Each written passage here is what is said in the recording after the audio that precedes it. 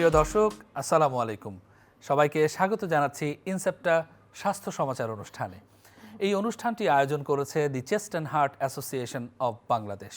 প্রিয় দর্শক, আমরা এই অনুষ্ঠানে বিভিন্ন রোগের কারণ, প্রতিকার, প্রতিরোধ, লক্ষণ এবং নানাবিধ বিষয় নিয়ে আলোচনা করে থাকি।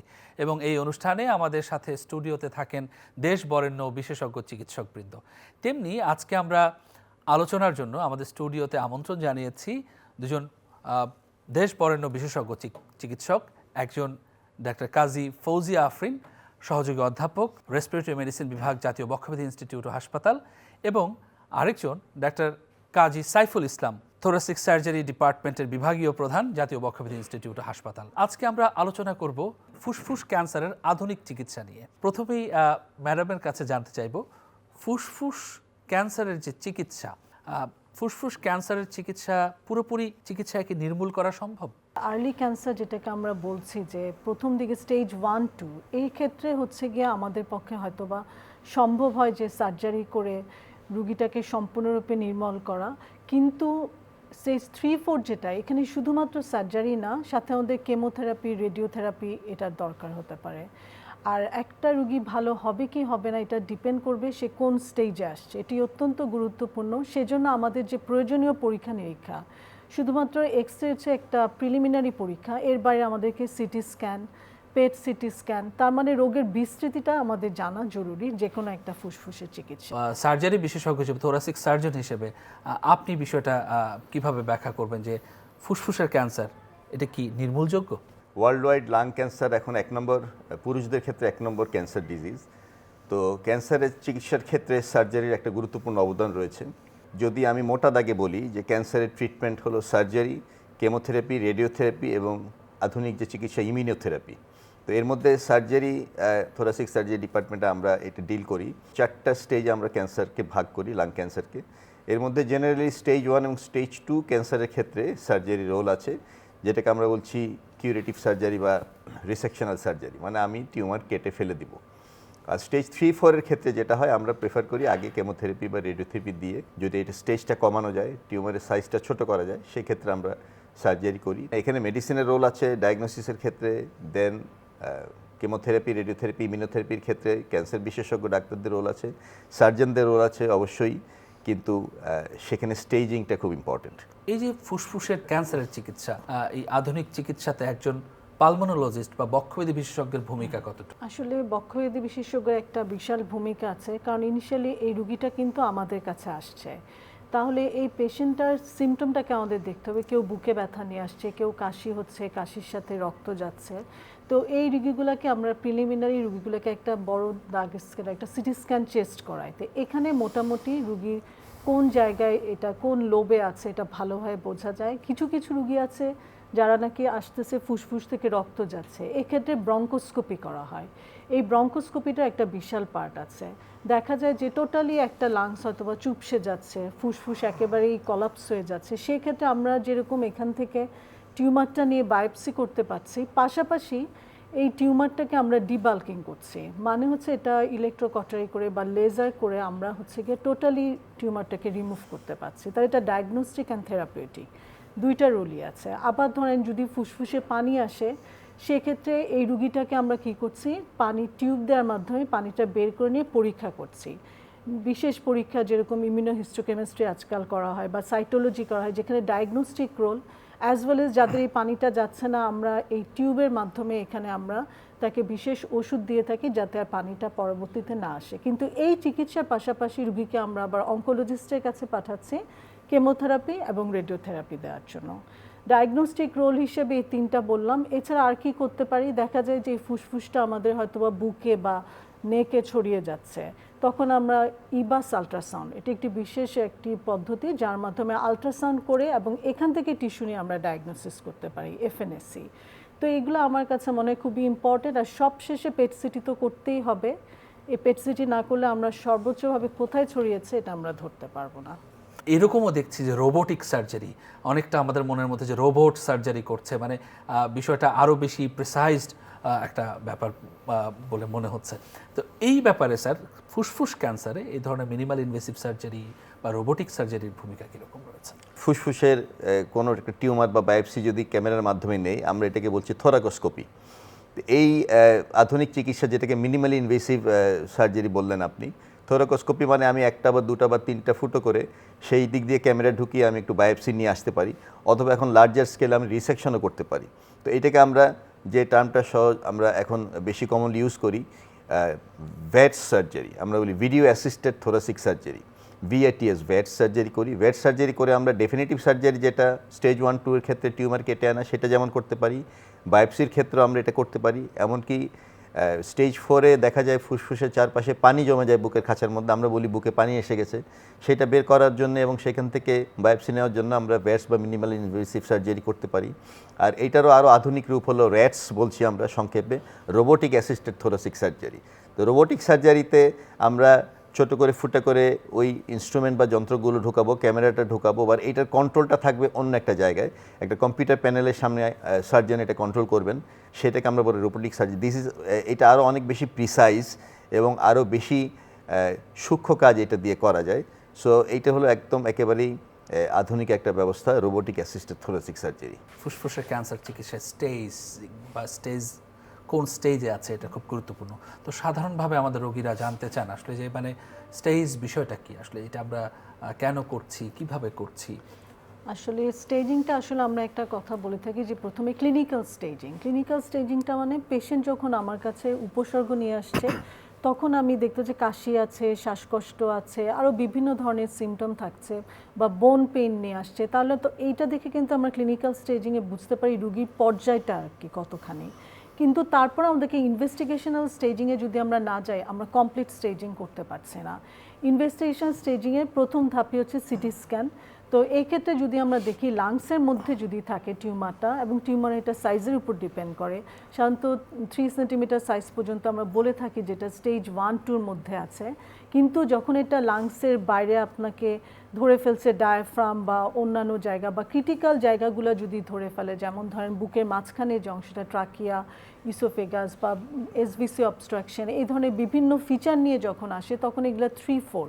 সেজন্য এই স্টেজিংটা আমাদের সিটি স্ক্যান করতে হবে, এবং সাথে হচ্ছে গিয়ে এখানে পেট সিটি সর্বোচ্চ পর্যায়ে, যে সারা শরীরে ছড়িয়ে পড়ছে নাকি, সাথে এটারও দরকার আছে, তাইলে আমরা একটা কমপ্লিট স্টেজিং করতে পারি।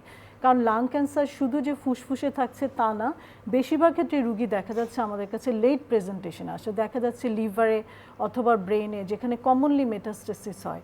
সেজন্য এই স্টেজিং ক্লিনিক্যাল যেরকম দরকার, হয়তো বা পেশেন্ট স্ট্রোক নিয়ে আসলো, অ্যাজ আ হোল বডি স্ক্যানিংয়ে কোথায় আবার বোনসেও মেটাস্টেসিস হচ্ছে, সেজন্য আমাদের যেরকম ক্লিনিক্যাল দরকার সেরকম সিটি স্ক্যান দরকার, and as a whole PET CT, এই সবগুলো মিলে আমাদের টোটাল স্টেজিং করা সম্ভব। স্যার, আপনার কাছে জানতে চাইবো, শুরুতে যেই আলোচনাটা আমরা করছিলাম যে ফুসফুসের ক্যান্সার নির্মূলের জন্য সার্জারির ভূমিকা অপরিসীম, বিশেষ করে আর্লিয়ার স্টেজে যদি রিসেক্ট করে ফেলে দেওয়া যায় তাহলে পুরোপুরি নির্মূল সম্ভব। আবার ম্যাডাম বলছিলেন যে ফুসফুসের ক্যান্সার এমন অবস্থাতেই আমাদের কাছে বেশিরভাগ ক্ষেত্রে প্রেজেন্ট করে যে পুরো শরীরে ছড়িয়ে যাচ্ছে। তো এই ধরনের লেট স্টেজগুলোতে সার্জারির কী ধরনের ভূমিকা রয়েছে? সার্জারি করতে গেলে, আমি যদি ইভেন স্টেজ 1 এবং স্টেজ 2ও হয়, সার্জারি করতে গেলে আরও দুটা জিনিস আমার মাথায় রাখতে হবে। একটা হলো যে পেশেন্টের ফিটনেস।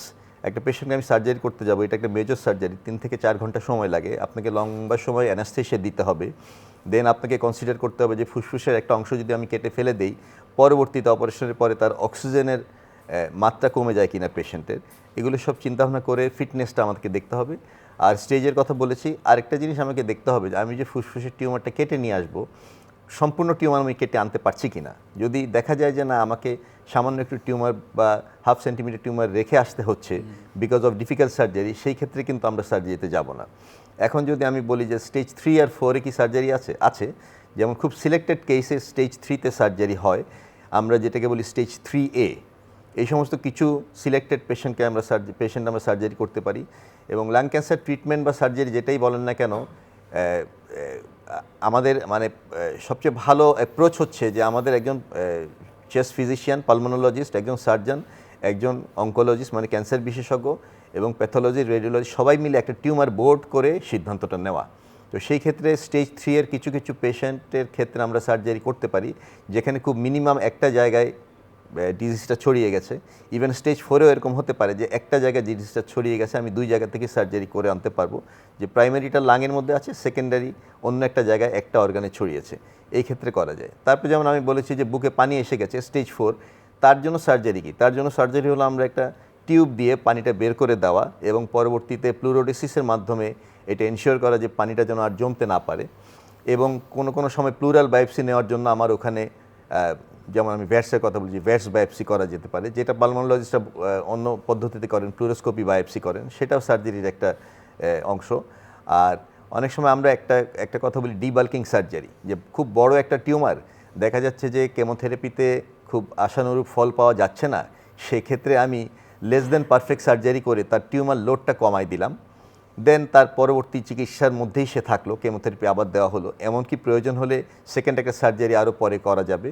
এইভাবে একটা ইন্ডিভিজুয়াল পেশেন্টকে নিয়ে প্ল্যান করে করা যায়। কিছু কিছু ক্ষেত্রে সার্জারি স্টেজ 4-এও করা যায়, যেটাকে আমি বলছি প্যালিয়েটিভ সার্জারি বা ডিবাল্কিং সার্জারি। আমরা স্টেজিং এটা যুগ যুগ ধরে চলে আসছে, তো এখন যেহেতু আধুনিক যুগ, শুধু স্টেজিং যেটা আমরা ফিজিক্যাল স্টেজিং করছি, এর বাইরে যে ইদানিং একটি টার্ম বেশ শোনা যাচ্ছে যে মলিকুলার প্রোফাইলিং বা বায়োমার্কার স্টেজিং, এই ধরনের বিষয়গুলো সম্পর্কে একটু জানতে চাচ্ছিলাম। আসলে বায়োমার্কার যে স্টেজিং, এটা শুরু হচ্ছে টিস্যু যেটা আমরা নিচ্ছি সাধারণত, সেটা ব্রঙ্কোস্কোপিক্যালি নেই, বা ধরেন সিটি গাইডেড যে বায়োপসি আমরা করছি কোর বায়োপসি, এখানে আমরা টিস্যুটা নিয়ে ইদানিং আমরা ইমিউনোহিস্টোকেমিস্ট্রি করছি।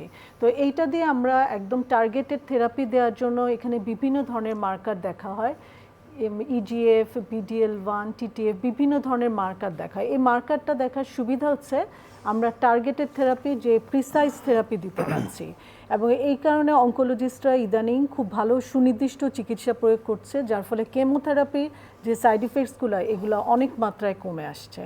আরেকটা করা হয় ব্লাডে করা হয়, যেটা লিকুইড বায়োপসি, ব্লাডও আমরা এই মার্কারগুলো দেখে থাকি। তো আমার কাছে মনে হয় যে এই বায়োমার্কারগুলো আসাতে অনেক বেশি টার্গেটেড থেরাপি দেওয়া সম্ভব। এবং আরেকটা হচ্ছে জিন টার্গেট ড্রাইভার মিউটেশন, যেটাকে নেক্সট জেনারেশন সিকোয়েন্সিং বা NGS, এইটাও আমাদের হেল্প করছে ক্যান্সার চিকিৎসাকে সুনির্দিষ্টভাবে করার জন্য। অ্যাজ এ থোরাসিক সার্জন, রোগীকে কষ্ট লাঘব করার ক্ষেত্রে আপনারা কি ভূমিকা পালন করে থাকেন? যদি একটা পেশেন্ট আমাদের কাছে আসে স্টেজ 4 লাং ক্যান্সার নিয়ে, ধরেন ক্যান্সারটা ছড়িয়ে গেছে শরীরের বিভিন্ন জায়গায়, যেমন আমি এর আগে বলেছি পানি জমে গেছে, সেই ক্ষেত্রে প্যালিয়েটিভ সার্জারির কথা আমরা বলেছি, যে তার পানিটা বের করে তাকে শ্বাসকষ্ট এবং কাশি থেকে মুক্তি দেওয়া। এছাড়া এমন হতে পারে যে তার কাশির সাথে খুব রক্ত যাচ্ছে, তাহলে আমরা ব্রঙ্কোস্কোপির মাধ্যমে আমি যদি সোর্সটা বের করতে পারি কোথা থেকে রক্ত যাচ্ছে, সেখানে ক্রায়ো অ্যাবলেশন বা ডায়াথার্মির মাধ্যমে আমরা বা লেজারের মাধ্যমে আমরা সেইটা আপাতত বন্ধ করতে পারি। এমনকি সার্জারি পর্যন্ত আমরা যাই অনেক সময়, যে একটা লেশন থেকে খুব বেশি ব্লিডিং হচ্ছে, কাশির সাথে রক্ত যাচ্ছে, আমি বুঝতে পারছি যে এটা স্টেজ 3 বা 4-এ চলে গেছে, বাট আমি প্যালিয়েটিভ সার্জারি করে তার ওই রক্ত পড়াটা বন্ধ করলাম। তারপর তার খুব সিভিয়ার পেইন থাকতে পারে, বোন পেইন থাকতে পারে, যে পাঁজরের হাড়ে ক্যান্সারটা ছড়িয়ে গেছে, খুব পেইন হচ্ছে, পেইন কিলার দেওয়া, এমনকি নার্ভ ব্লক করার মতো কিছু প্রসিডিওর আছে, এগুলো করা যায়। আর এছাড়া আরেকটা জিনিস আছে যে সাইকোলজিক্যাল সাপোর্ট দেওয়া যায় পেশেন্টদেরকে, যে তাকে আশ্বস্ত করা যে এই আপনি যে স্টেজে আসছেন এটারও চিকিৎসা রয়েছে এবং এতে ঘাবড়ানোর কিছু নাই, চিকিৎসা যদি কন্টিনিউ করেন আপনি ভালো থাকবেন। আমরা আসলে লাং ক্যান্সার সার্ভাইভালের ক্ষেত্রে একটা কথা বলি, আমরা এনি ক্যান্সারের ক্ষেত্রে আমরা প্রথম যেটা আমরা যে প্রথম যে ধাপটা চিন্তা করি যে 5 ইয়ার সার্ভাইভাল, যে 5 বছর পর্যন্ত কতজন পেশেন্ট বেঁচে থাকবেন। এইসব ক্ষেত্রে অবশ্যই স্টেজ যত কম হবে তত বেশি সম্ভাবনা বাড়বে। তো এই সমস্ত ক্ষেত্রে ইভেন দেখা গেছে স্টেজ 4-এর পেশেন্টও 5 ইয়ার সার্ভাইভাল কিন্তু 10 to 15% হতে পারে যদি সঠিকভাবে চিকিৎসা নেয়। তাহলে ওই সমস্ত পেশেন্টের জন্য আমরা একটা আশার বাণী শোনাতে পারি। এখন যে চিকিৎসা নতুন বেরিয়েছে ইমিউনোথেরাপি, মানে ম্যাডাম বললেন নেক্সট জেনারেশন জিন সিকোয়েন্সিংয়ের কথা, এর মাধ্যমে আমরা জেনেটিক যে মিউটেশন হয়েছে সেটা যদি ডিটেক্ট করতে পারি এবং সেটাকে টার্গেট করে যদি আমরা স্পেসিফিক ওষুধ দিতে পারি, তাতেও দেখা গেছে স্টেজ 3-4-এর পেশেন্টরা অনেক দিন সার্ভাইভ করেন। তো এই সমস্ত কথাগুলো পেশেন্টদের জানাতে হবে এবং বলতে হবে যে না, আশা হারানোর কিছু নেই, চিকিৎসা রয়েছে, আধুনিক চিকিৎসা রয়েছে, আপনি সেই চিকিৎসা পদ্ধতি গ্রহণ করতে পারেন। ম্যাডাম, আপনার কাছে জানতে চাইবো, ফুসফুসের ক্যান্সারের একজন রোগী যখন এরকম অ্যাডভান্স 3 বা 4-এ আসছেন, সেই সময়টাতে আপনার মনে হলো যে একজন থোরাসিক সার্জনের ইন্টারভেনশন করার সুযোগ রয়েছে, তেমন অবস্থাতে সার্জারি শব্দটা শুনলে একে তো ক্যান্সারের রোগী, তিনি যখন শুনেন যে আমি সার্জিক্যাল প্রসিডিওরে যেতে চান না, তো সেই ক্ষেত্রে পালমোনোলজিস্ট বা রেসপিরেটরি মেডিসিন স্পেশালিস্ট হিসেবে আপনাদের কি ভূমিকা রয়েছে? রোগীদের এই কষ্ট লাঘবে কি কি ভূমিকা পালন করতে? আসলে এক্ষেত্রে আসলে আমার কাছে মনে হয় আমাদের মানে পরিধিটা অত বড় থাকে না। হয়তো বা আমরা যদি কেউ শ্বাসকষ্ট নিয়ে আসে প্লুরাল ইফিউশন, তাহলে সেক্ষেত্রে আমরা ফ্লুইড ড্র করে দিতে পারি। পেইন থাকলে আমরা ওপিওইডস দিতে পারি। এক্সট্রিম শ্বাসকষ্ট আমরা মরফিন দিতে পারি। আর স্যার যেরকম একটা কথা বলেন যে ব্লিডিং, এক্সট্রিম হিপোটাইসিস হলে অনেক সময় ব্রঙ্কিয়াল এম্বোলাইজেশনও করা যেতে পারে। তো এইটা আসলে শুধু পালমোনোলজিস্টের পক্ষে একা সম্ভব না। এখানে হচ্ছে as a whole anaesthesia, thoracic surgeon এবং হচ্ছে কি অঙ্কোলজিস্ট, এখানে সবাইকে এই টোটাল পার্ট প্লে করতে হয়। এবং সবচেয়ে বড় কথা, রুগীর যে সাইকোলজিক্যাল যে স্ট্যাটাসটা, এটা হচ্ছে খুবই এই সময় দেখা যায় যে ভঙ্গুর থাকে। সেজন্য পেশেন্টকে psychological support, patient and patient ফ্যামিলিকে এবং কাউন্সেলিংয়ের একটা বিশাল পার্ট আছে এখানে। আমাদের দেশে রোগীর লোড তো অনেক বেশি, চিকিৎসক অপ্রতুল, বিশেষজ্ঞ চিকিৎসক, এবং আমাদের যন্ত্রপাতি অপ্রতুল। আবার এদিকে ক্যান্সার যেটা ম্যালিগন্যান্ট, সেটা তো আপনাকে বেশি সময়ও দিবে না। সেই ক্ষেত্রে এই যে ডায়াগনোসিসে যাওয়া বা রেসপিরেটরি মেডিসিন ডিপার্টমেন্ট থেকে সার্জারিতে ট্রান্সফার, সার্জারি থেকে মেডিসিনে ট্রান্সফার বা আদার ডিপার্টমেন্টকে এঙ্গেজ করা, এই বিষয়গুলো রোগীর চিকিৎসাকে কতটা প্রভাবিত করছে বলে আপনি মনে করেন? যেহেতু আমাদের দেশে মানুষ বেশি, পেশেন্টের সংখ্যা অনেক বেশি, ফলে এবং অনেক পেশেন্ট দেখা যায় তারা খুব একটা সচেতন না। ফলে প্রথম দিকে যখন তাদের কমপ্লেন শুরু হয়, তাদের কষ্ট শুরু হয়, কাশি বলেন বা ব্যথা বলেন, শ্বাসকষ্ট বলেন, তারা প্রথম দিকে ডাক্তারের কাছে আসেন না বা আসতে চান না, দেরি করে আসেন। এই জন্য আমরা একটু লেট স্টেজে কেসগুলো বেশি পাই। আর তারপরে এক একটা হসপিটালে যদি আলাদা করে ট্রিটমেন্ট দেওয়া হয়, তখন দেখা যায় যে তাকে এক হসপিটাল থেকে আরেক হসপিটাল রিপোর্ট করতে হয়, দেখাতে হয়, সেটা ডিসিশন আনতে হয়। তো সেজন্য আমরা সবসময় মনে করি যে যদি আমরা, যেমন আমরা বক্ষব্যাধি হাসপাতালে এখন আছি, আমাদের পাশে ক্যান্সার হসপিটাল আছে, তাদের সাথে মিলে আমরা যদি টিউমার বোর্ড একটা করতে পারি রেগুলার, যে আপনাদের পেশেন্টগুলো রেখে আমরা সপ্তাহে 1 দিন বা 2 দিন বসবো, সব কিছু নিয়ে একসাথে ডিসকাস করব, তাতে কিছুটা সময় বাঁচবে। অথবা ইউনিভার্সিটি হসপিটাল, যেটা আমাদের বাংলাদেশ মেডিকেল ইউনিভার্সিটি আছে, ইভেন বড় হসপিটালগুলো যেমন ঢাকা মেডিকেল কলেজ হসপিটাল বা সোহরাওয়ার্দী হসপিটাল বা কুর্মিটোল হসপিটাল, যেখানে সব ডিসিপ্লিনের ডাক্তাররা আছেন, সব ডিপার্টমেন্টগুলো আছে, ডিভিশনগুলো আছে, সেখানে তারা নিজেরাই এটা অ্যারেঞ্জ করতে পারেন এক জায়গাতে। এই পেশেন্টগুলোকে প্রায়োরিটি দিয়ে দ্রুত তাদের সিদ্ধান্তে পৌঁছা যায় কিনা সেটা নিয়ে চিন্তা করা। আর দেখেন, ইনভেস্টিগেশনের যে কথাগুলো আমরা বলছি, ইনভেস্টিগেশন তো যুগে যুগে চেঞ্জ হচ্ছে। আমরা যখন স্টুডেন্ট ছিলাম তখন হয়তো দেখা গেছে যে এক্সরে দেখে আমাদের স্যাররা ডিজিজ ডায়াগনোস করতেন, এরপরে সিটি স্ক্যান আসলো। এখন তো প্রিসাইসলি পেট স্ক্যানের কথা বলা হয় যদি আপনি ক্যান্সারের স্টেজিং করতে যান, স্প্রেডগুলো দেখতে চান। তারপরে একটু আগে যেটা আমরা আলোচনা করলাম যে ইমিউনোহিস্টোকেমিস্ট্রি, নেক্সট জেনারেশন জিন সিকোয়েন্সিং, এই সবগুলোই আসছে এবং এগুলো খুব এক্সপেন্সিভ। তো আমাদের দেশে যেটা হয়, আমরা দেখেছি সবসময় যে সরকারি হাসপাতালগুলোতে সরকার এইগুলো অ্যারেঞ্জ করেন, সাবসিডি দিয়ে তারা এইগুলো করেন। প্রাইভেট হসপিটালে এইগুলো এই ইনভেস্টিগেশনগুলো, ইভেন এই ট্রিটমেন্ট ফ্যাসিলিটিগুলো অনেক বেশি এক্সপেন্সিভ।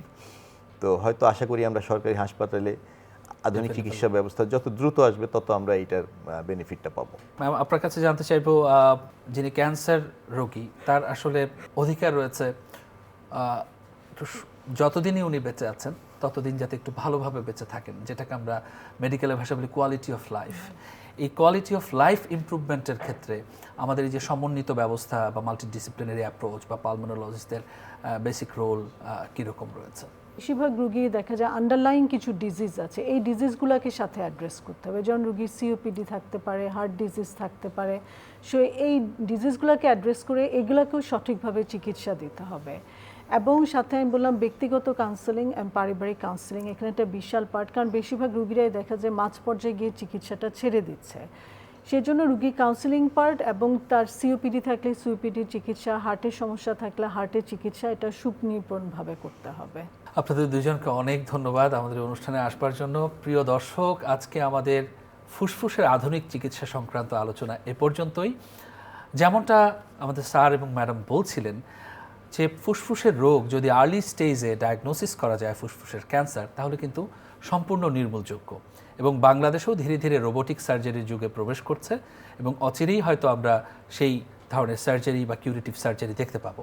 তার পাশাপাশি মলিকুলার প্রোফাইলিং, এগুলোর ব্যাপারেও উদ্যোগ গ্রহণ করা হচ্ছে। তার পাশাপাশি আরও যেটা বলছিলেন যে জাতীয় ক্যান্সার ইনস্টিটিউট এবং জাতীয় বক্ষব্যাধি ইনস্টিটিউটের সমন্বিত ব্যবস্থাপনাতে ভবিষ্যতে বোর্ড আরও বেশি এক্সপান্ড করা হবে এবং রোগীরা আরও ভালো সেবা পাবেন। আপনাদেরকে আগামী পর্ব দেখবার অগ্রিম আমন্ত্রণ জানিয়ে আজ এ পর্যন্তই। সবাই ভালো থাকুন, সুস্থ থাকুন, নিরাপদে থাকুন।